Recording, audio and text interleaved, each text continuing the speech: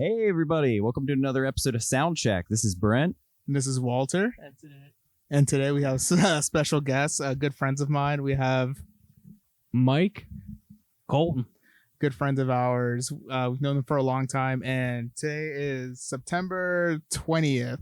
We just left the Fillmore and we saw I wouldn't even say it was a show. It was more like church, to be honest. It's Meshuggah headlining with Converge co-headlining and Torche opening. And take it away, Brent. Hey. So yeah, I guess first up was Torche. I'd never really heard of them. Their wiki says they're some sort of stoner rock, sludge metal band, which isn't something I'm particularly into. But I thought they were pretty good. I actually took a good bit of notes with them. So the way I can really describe them, we took a lot of good videos actually. A lot of them had, I guess the riffs I would describe as like smoke my weed riffs. Just like there's just like big fuzzy booms that go in it that kind of just makes you feel like you're a little droney, like you're kind of like in a trance a little bit, and like it's very, I can see why Meshuggah put them on their like headlining on their headlining tour. And what I like about Meshuggah Live is that they usually tour with bands that aren't Meshuggah, and I think it gives a good opportunity for bands like from what we've seen previous times. We've seen what was that one band that opened with Between a Buried and Me, and it's like Hell on Fire or whatever. Oh, High on Fire. High on Fire. There we go. High on Fire. Just like kind of like stoner. I can kind of see like their influences a little bit. We've seen High on Fire before. Have we? Yeah, you were at the Gigantour back in the day. I was with not. Children of Bodom. That was not me. We were in high school, and then I had summer school at that point. I think High on Fire is way bigger than Torche. I remember seeing them at I remember seeing them at Fillmore, but I don't remember what the show was at all. I just feel like I see posts by like Metal Sucks and things about High on Fire, like meme things, all this. And I'm not necessarily a big fan of High on Fire. I don't dislike them by any means, but I don't know Torche that well. They put on a good show, but I see why Meshuggah would have them on their tour.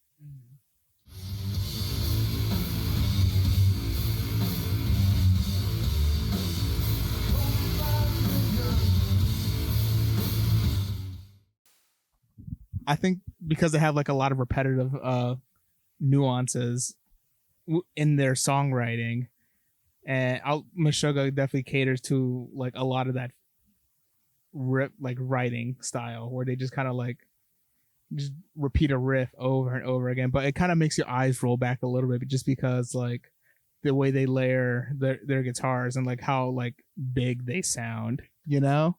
Yeah, and the vocals were good. But they were slightly stale for what we were doing. I mean, what are we used to seeing Meshuggah with? Like last few times I saw Meshuggah was Black Dahlia Murder. We did see them. It with was that, yeah. Megadeth. Yeah, actually, Well, we saw opening. another headline, but I can't remember who opened for them. I don't know. It just seemed a little like at least Converge brought like energy and intensity to it. I'm not a Converge fan by any means. Me neither. And Torche was good. Don't get me wrong, but I found just a little stale. Like the way I saw Torche is like they're definitely like your appetizer, like in a restaurant. Like they get you ready. That's true. They got you ready. Like I felt that way. I felt that way. That's for sure. I mean, they were a good band. They weren't bad by any means. They weren't bad. They weren't a bad band. Me personally, I wasn't a fan of the singing part of it, but the band itself, it really wasn't bad at all. It got me going, you know. So I mean, it got the show started for sure. That's for sure. Oh shit. Yeah, I agree with that. Like, you kind of see like the when we first entered, like the crowd wasn't as big at all, and slowly as the night progressed, as Torche was like going through their set, the crowd just started getting a little bit more denser and denser, a little bit more compact, and body odor started smelling. You started smelling the body odor a little bit, and you're like, yeah, this is about to be a Meshuggah show. And I think halfway through Torche's set, I saw like a bodybuilder. Like he had his fucking tank top shorts on. He looks like he literally just came from the gym, and I literally associate Meshuggah with like bodybuilders for some reason, because like it for good reason, because they get you pumped and like you just you feel angry. Oh yeah, like a bunch of Vikings, like you just like ready to fucking pump iron. But like in the Meshuggah concert, like from like the past like 4 or 5 times that I've seen them when they toured the US, they've never failed to disappoint. And from a friend of mine, she was like, today was a $1,700 ticket day. Like it's like 1,700, yeah, like 1,700 people were at that show, and I was just like, and this didn't sell out. It makes me realize like how many people can the Fillmore fit. Probably like over maybe 2K or something like that. Oh, definitely. And then the thing with Torche is they were really good, and they had moments where they had really heavy riffs. I mean, you guys keep saying repetitive, and yes, it was, but they had moments where it was. I don't want to say the word genty because I don't think they were genty at all. I fucking hate gent or the term gent. Let's be specific here. Mm-hmm. But they had moments where they were really groovy. Mm-hmm. Riffs going down. Yeah, I agree with it. And like there was like one point insert sound clip of where like literally they're just like going through emotion where like you just hear this fucking bass rumble like the entire show, and it was just kind of like it was awesome because it kind of like grabbed your attention. It kind of makes you go like doom doom boom, and you're just like you're awake again. You know what I mean? Yeah, I was kind of wondering about that, because like it wasn't a bass drop. It wasn't, and a normal bass won't go that low. So I don't know. I figured maybe they just let the bass ring out. Yeah, but they weren't using a click track. They weren't using a backing track behind them to what they were doing. So whatever they were doing, it was just natural in the moment. For sure.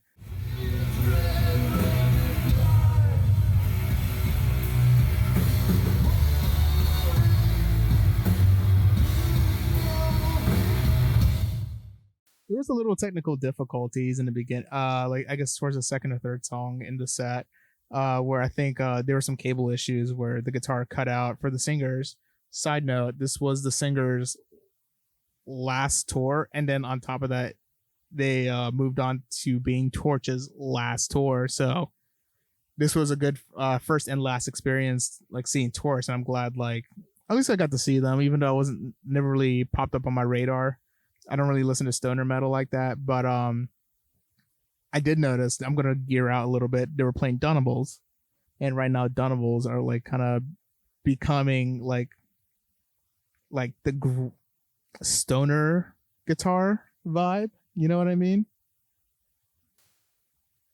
I mean, I guess. Yeah. I don't know. I'm just not Mhm. sold on anyone playing anything being. I don't know, just like you thing. like from what I notice a lot is Orange tends to be like the amp for like stoner metal bands, you know. They kind of provide like that little muddier sound, but then it just sounds like for sure so much fuzz. They just kind of have that vibe, and I think Dunnable is starting to become like the stoner guitar vibe. I don't want to be disrespectful to any stoner or doom. I don't look at them necessarily as a stoner band, but like a doom-ish kind of like a metal band. I just think sound is not the number one thing they focus on. I feel like you could do that sound with a lot of gear. You can for sure, but I don't know. Just for some reason, like I believe like Orange just tends to be like at least visually like what a lot of stoner bands cater to. I don't know. It's something what I've noticed. Something I did like with them is I always find it enjoyable. You see this a lot in hardcore bands, and like Converge definitely does this, is like incorporating feedback into the music. And I liked there was like that moment where they were all facing the speakers and they had like some sort of delay on, and they were just like picking real fast and just like creating this perpetual wall of sound, and it just kept getting like more and more distorted and crazy. And then they all just like turned around in unison, just like slammed on the pedal, and all just like right back into some like big groovy riff. So yeah, I'm not super on board with stoner metal, but they had their moments. They brought the energy, and they kind of won me over. They they had some good showmanship, and I had heard before this was their last tour, but I wasn't sure whether to say it because I didn't know if it was true or not. But then when Converge came on, Jacob Bannon confirmed it. Yeah, someone said something earlier about the vocals were kind of soft. I agree with that too. It was kind of like lost. He was like not really yelling or screaming really. Hey, last tour, going out with a bang.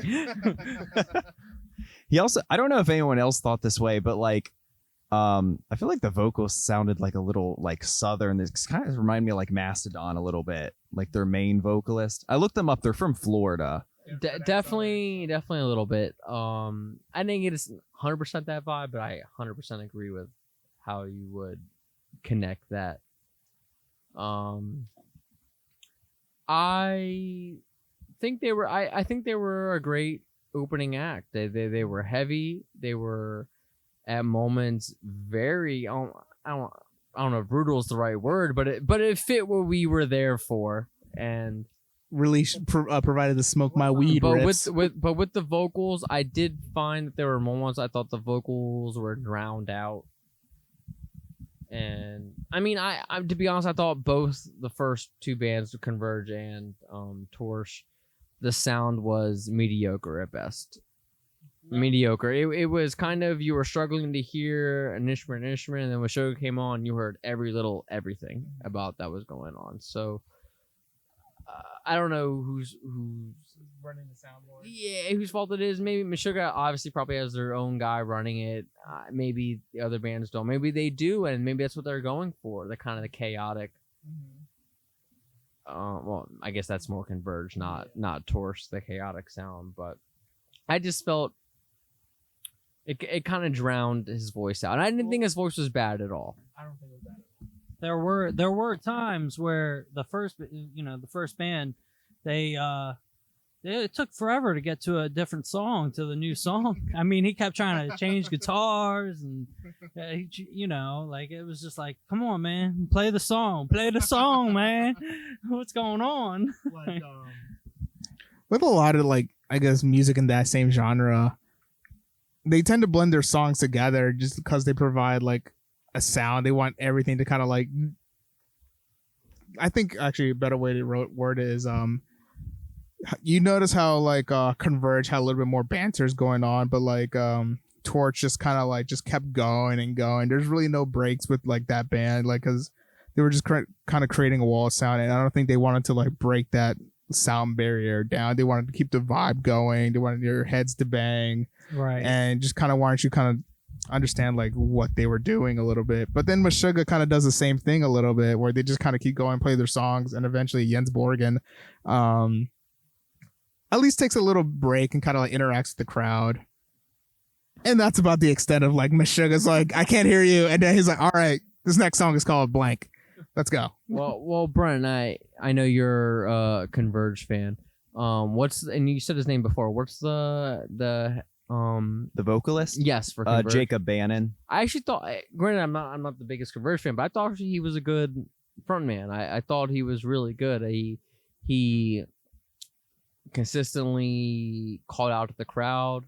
He consistently said things that, you know what I mean? Like, let's be real here. I mean, I love Meshuggah. Meshuggah's my favorite bands. I will go see them live anytime, anywhere. I'm lucky I'm in a city where I could see them close by. If they were in New York or Philly, I'd probably go.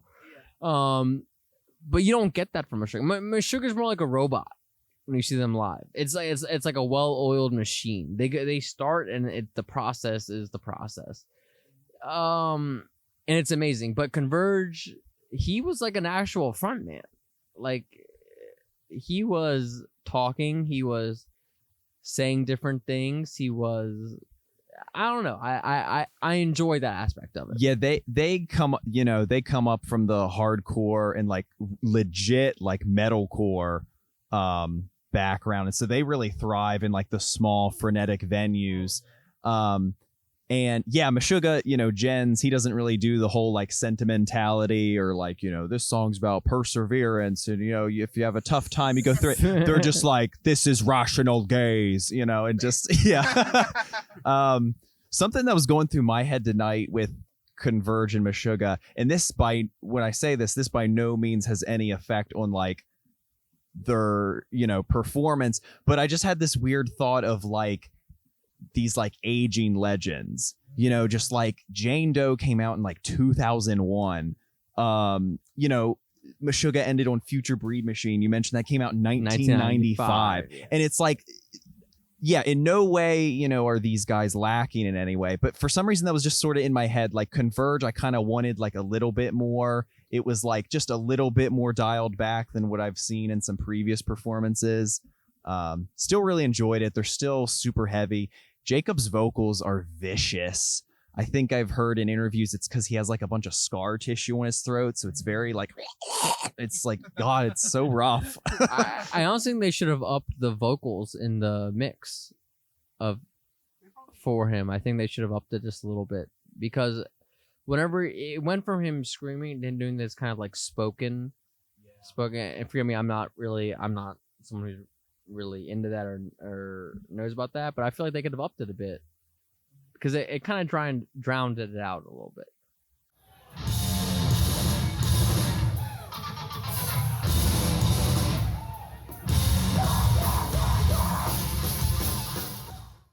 I do want to say one thing. Colton here, my friend, didn't know he knew Meshuggah slightly, because I've talked about Meshuggah and I played him a few songs, but he didn't know any of these bands. And I really want to get his take on his pure blind take on Converge.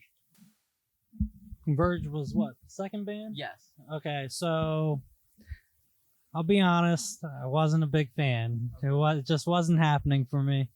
I just felt like the screaming was just like all over the place. It didn't fit. It didn't fit in certain places for me. I don't know. It wasn't happening for me. Now the band itself, if I got rid of the vocals, now that could have been, I felt like that would have been really a lot better I don't know, but not a big fan. Let me ask you this: how did you feel about the difference between the screaming vocals and the spoken word vocals? So I kind of like the spoken word vocals a little bit more than the screaming one for a band like Converge. Yeah, I do like the speaking, the speaking vocals. It works better, but I don't know. That's not my type of music. Now I will say the first band, I enjoyed that a little more. Yeah, like I said, the singing wasn't what I wanted either, but I don't know. It just I felt like it fit a little better to the band itself for the first band compared to, what is it, the Converged?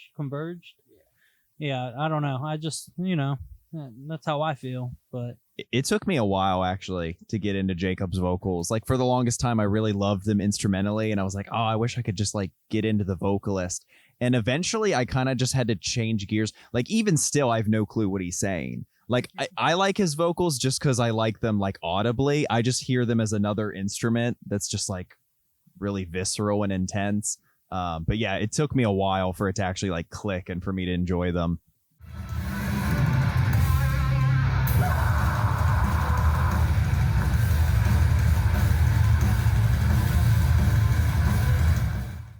So one cool thing about like Converge is like what Jane Doe is that album. So I noticed that a lot of people have gotten that album cover tattooed on their arms and stuff like that. So I really do feel like Converge has really hit like a niche group of people that really do take that album to heart. So I mean, I can't really hate on the band. It's not my take on like that style of music, but I can definitely respect like that they've definitely made an impact groups of people where it can literally, it might have literally saved somebody's life. Oh, dude, most definitely. When I was a Yeah. little death metal kid, when I was, I don't know, 13, 14, 15, I mean, you knew me then. Oh, of course. I had friends who were crazy about Converge. And this is my first time seeing Converge. And they're that important to whatever the scene is that they are. Yeah, absolutely. I feel like they were leaders in whatever scene they are in. Mhm. Like they're definitely a group that shouldn't be counted out. They definitely should be counted out. They should definitely not have been slept on, even if like that's not your cup of tea. At least give it a shot. You know, I've listened to that album a few times. They played a song that I really like. Like I Can Tell You About Pain.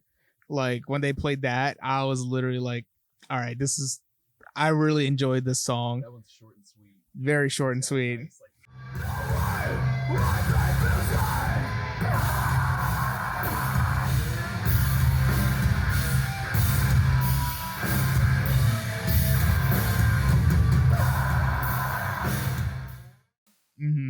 And like their writing style, they definitely like enjoy playing with like their time signatures a lot. Like it's very apparent. Like I know we've talked about like math like in music before, but like for this band, it's like it definitely gives you more of a jerk and twisting motion where like the time signatures are very, very like clear where they're Are they at. like math rocky, or I know they're not math rock per se, they're but kinda are like- they kind of part of that in They're the vein kind- of that? a little bit like mathcore. They definitely have like elements of that. Especially like in their opening riffs, their drummer apparently just likes playing with like odd meters and stuff like that. And I mean, it shows. You can definitely hear within the structure of the music where their meters start and end, and like where the new one begins. And it is really like that. Where do I headbang to this? And like you don't really have to like think about like, oh, that felt a little weird to like someone who is like, who doesn't really like listen to music, like I guess who doesn't really study music like that. It's pretty apparent. Like they do like playing with odd meters, and that's basically it. Like bands like Dillinger, they do that as well, but they also add like good melodies and riffs to it. Bands like Converge, it's just kind of like chaos, like in and out, but it's kind of like sentimental and kind of like it is part of their sound.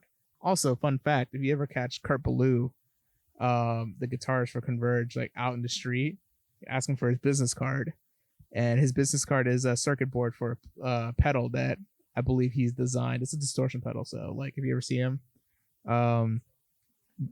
approach him and be like, yo, let me get that business card, homie. Never heard of anyone doing that before, so that's pretty cool. Yeah, it's pretty tight actually. I know a few people do it who have seen him and like built that specific pedal, and my friend actually got it for a bit. I tried it out. I thought it was pretty cool. I think it was more like I was more, I guess, in awe when I had like the actual circuit board in my hand. It was just like, wow, like this is someone's actual business card, and like tells you all like the resistors that you need and stuff like that right on the card. So I think that was pretty cool. And then to actually be seeing fully built and played through, someone took time to make it, and I was just kind of like, this feels very personal. The one thing I feel personal about is I feel personally offended no one used a Floyd roast tonight. I know it's a me thing, no one else will relate to it, but I just had to. So for a Floyd Rose is just kind of like a whammy bar, and a whammy bar is just something that is on your guitar that goes like pew, but it's also like sustained. It's more of a tuning stability thing for a lot of guitars. You either love it or hate it. Most people like hate it because of the like maintenance you got to do, but like once you get it set up, it's fine. He's not wrong. Give an explanation, but I'm also he's a kinda purist lazy right now and not gonna give an explanation. So Walter did a great job. he's like Floyd Rose is on my guitar, all guitars. And then now we can like does anyone here have anything to say about Converge? No. Yeah, I think I'll just wrap it up with in regards to like tonight's set, like I would have liked a little more. It was, a little less energy than I was kind of hoping or expecting.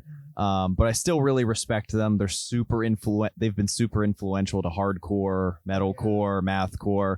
I mean, you know, they've been doing it since like the 90s, early 2000s.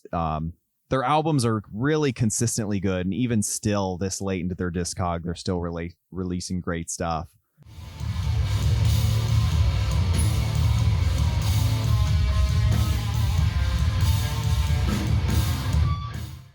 That's it for Converge. So I guess Meshuggah. Meshuggah. So I guess same question as before, but I guess now with Meshuggah, your first time thoughts. Yeah, he's excited. God, that was a wild show.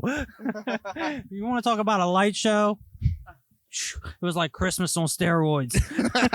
Okay. Let me tell you something. Man, it was just the scene was just lit. It was live for real. Yeah. Talk about a mosh pit. Let's talk about that. You got my boy Walter out here shoving 4 people at one time.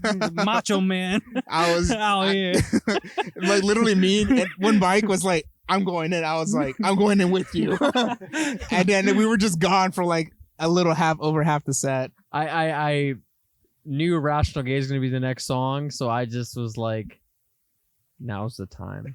And I noticed we didn't quite get there by the time Rational Gaze started. But once it started, people started jumping, and we were able to just like slip through a little bit easier.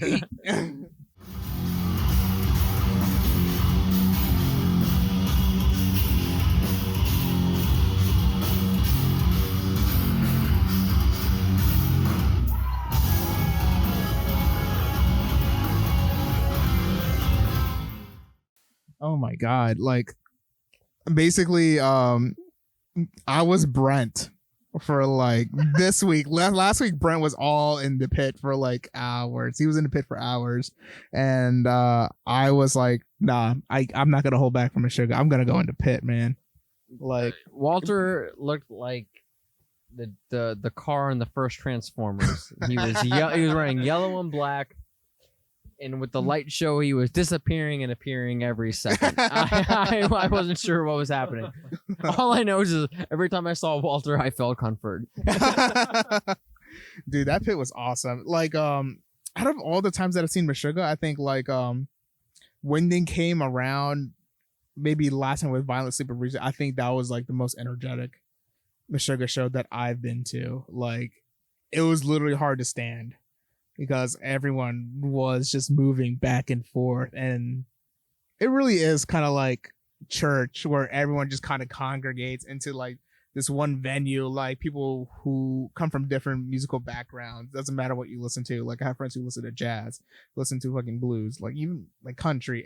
But when Meshuggah comes around, it's kind of like you see like the little exclamation point on somebody's head in The Sims. They're like, oh, we're going there. We're going to go there. And then you see it's kind of like a reunion, and everyone knows what they're there for. It's always awesome. And from a quality standpoint, I mean, the first two bands, not their fault, but I mean, you struggle to hear certain things. You struggle to hear the entire mix. With Meshuggah, you heard everything perfectly. Mm-hmm. You hear the drums perfectly. You hear both guitars perfectly. And I don't get me wrong. I think part of that is also to Meshuggah. For the most part, their guitars are playing the same thing. In general, they're playing the same thing, so that resonates more. Mm-hmm. But the vocals cut through. Everything cuts every through. time. And this is just isn't about this show. It's every time I see Meshuggah, it's like, to me, they set the bar for bands and sound quality. Mm-hmm.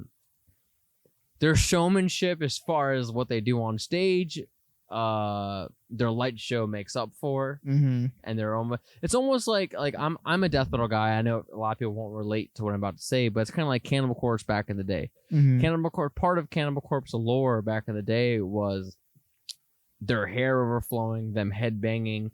You don't know what they look like, what's going on. And Meshuggah does the same thing, just in modern times, just with lights in front of them and shadows behind them. Oh, dude! Like when they, one of my favorite parts of this Tonight set is when they started playing Mirrors, like that long interlude from Ophidian, not Ophidian track. That's Yeah, Catch 33. Ophidian Trek is their live album, but didn't have that song. I think they had another live album with that song specifically in it. But yeah, Catch 33, Mirrors, and then they went into their Alive. Yeah,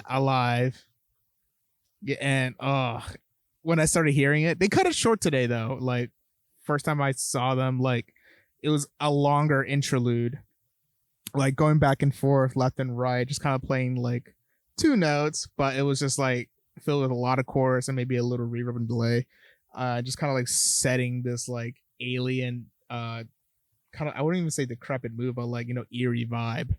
Like you're just very unsettled, and you just don't know what's gonna happen. And just slowly the distorted bass started coming in, and just like started coming up in volume and volume and volume, and eventually they just kind of like blast you like with this like kind of sounds like, you know, like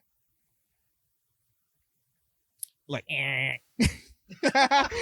I get it. I feel like the intro to Future Breed Machine was cut short. Normally it's kind of like a long interlude with kind of either sounds or nothing going on, and it cuts in with the dun, dun, dun, dun. Oh yeah. But this time it just immediately it was the guitar coming in, and you knew what it was immediately. Not that I don't think it's a bad thing. It's just I'm not used to hearing it that way. It could also be like a weekday thing where like they ended around like 10:45, whatever, you know, like Maryland definitely, or at least like maybe Silver Spring has to like have a show end at a certain time or whatever, which is dumb. Come on.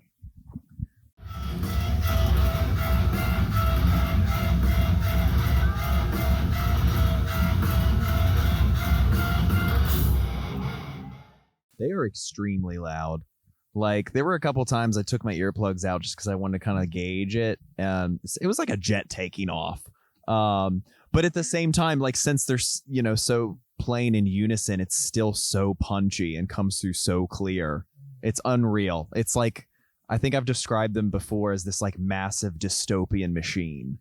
Like they're just all consuming. They're so stupid heavy. It's unbelievable. I like to describe them as like a caveman riding a spaceship.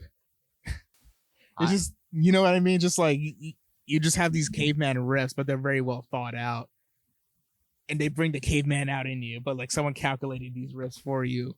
I just think I think Meshuggah is the most important band to modern metal, and I don't mean death metal, I don't mean any of that. I just think this whole wave of kind of gent and progressive melodic, I mean, however you want to describe it, but the whole rhythmic thing, I mean, they've been doing for 20 plus years, and I think it's great because I feel like you, in a lot of genres, you see a band that is influential and important, and they don't necessarily get the credit from fans for it, probably from the musicians, but Meshuggah gets the credit all the way around. All the way. In all aspects of it. I agree with that.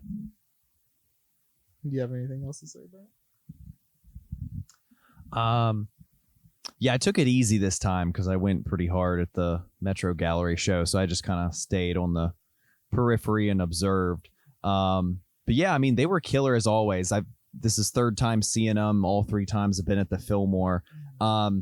I feel like the last time we saw them might have been a little more intense, but I was also in the mosh for that one, so maybe that's what was going on. But I just feel like that one, like it wasn't just like localized to the pit. I feel like the whole venue just like couldn't help but be like pushed around. And then one of the times, maybe it was the first time we saw them, there was that time some dude like threw up. And they couldn't get it cleaned up in time, and just the whole venue became this like slip and slide, and I just like went to the other side of the venue. I was like, I'm out of here. And it was just like blood and vomit, and then they played Future Breed Machine, and there was like rainbow lights, and like I've never had an issue with like epilepsy or anything like that, but I feel like it was like the first time in my life I had something like that. I completely lost my orientation and where I was, and it was just flesh flailing around me. It was so intense.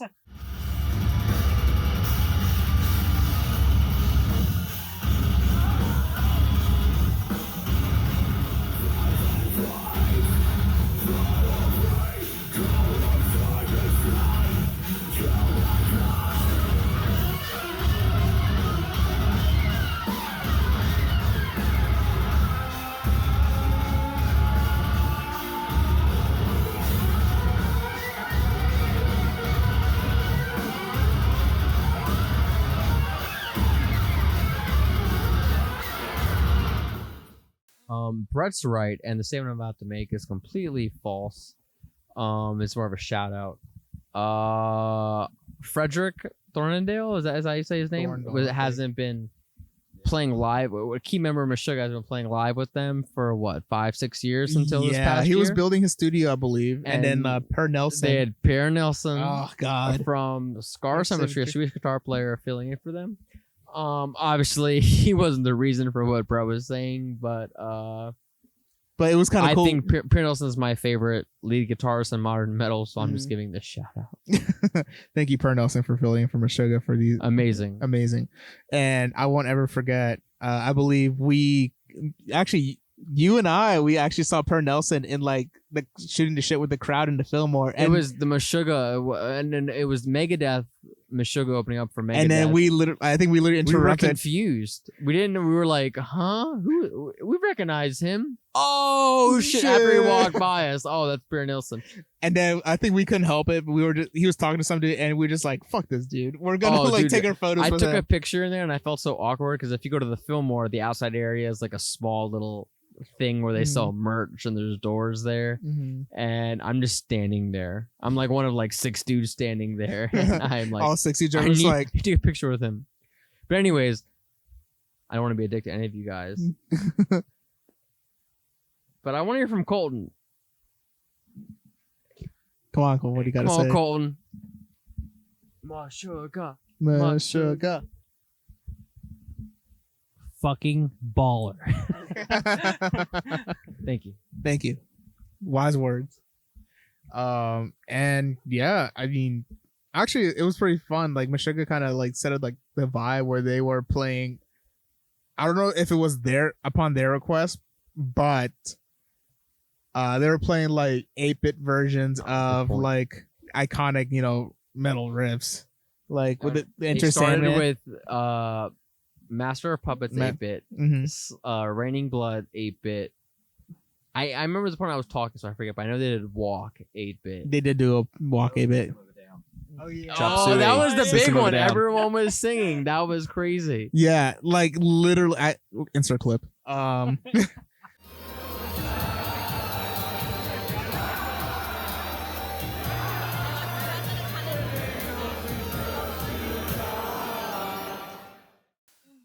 That had to be Meshuggah. Yeah. No way is the Fillmore just doing that. I don't know, but it was pretty fun. It was pretty tight on there because like Chop Suey, like everyone in that crowd 100% knows Chop Suey. You cannot be a metalhead and not know System of a Down. Like when Angels Deserve to Die, like everyone was singing that, like 100%. I guess this is the part where we actually rate the show. I rate the show like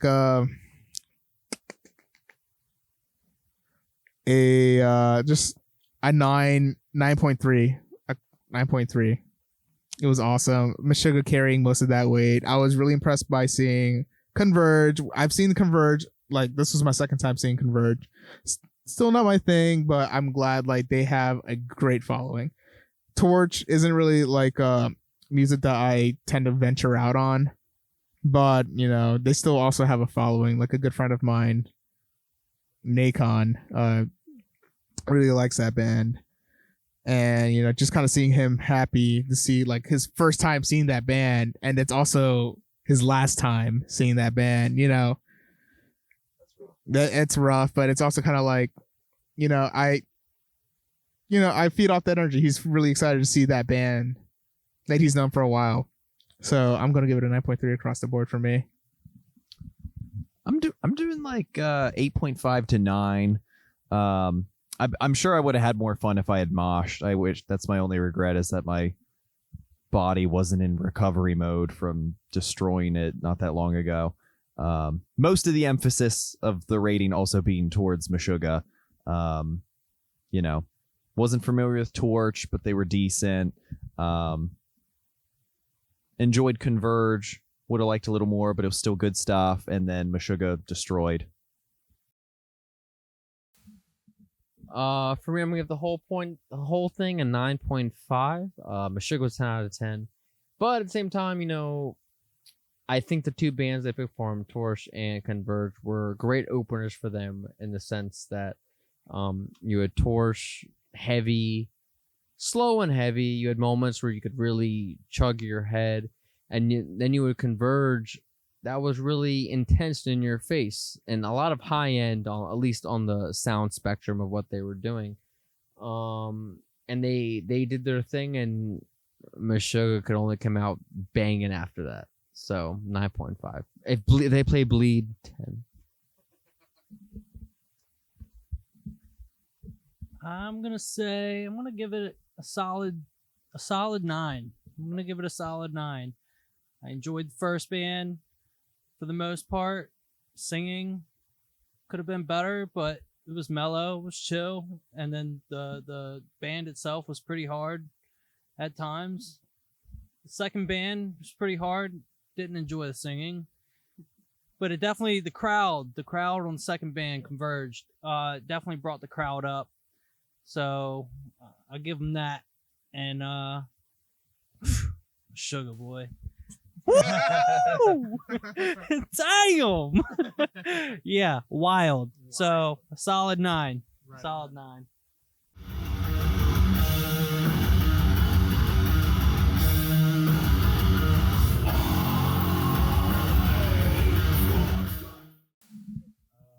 Sick. Thanks for tuning in, y'all, to another episode of Soundcheck. This is Brent. This is Walter. Mike. Colton. Hope you have a good night. Peace. Also, plugging in, if you don't follow us on social media, please follow. If you like what you hear, we do this pretty often. Please give us a follow on our YouTube channel, Soundcheck, and our Instagram page, also Soundcheck. I believe it's Soundcheck Podcast, or it's just Soundcheck. Whatever. Yeah, Soundcheck Podcast. Hit that subscribe button, comment, like and share. Definitely help us to keep doing what we're doing, and we just like to spread the word out to people. Like, at least even if you don't listen to this music, just kind of like understand that people do like this music, and if you like listening to this, hope you keep listening for more. And look out for Walter's channel where he reviews guitar pedals called The Pedal Files. Oh my god. Night, y'all. Night. Good night.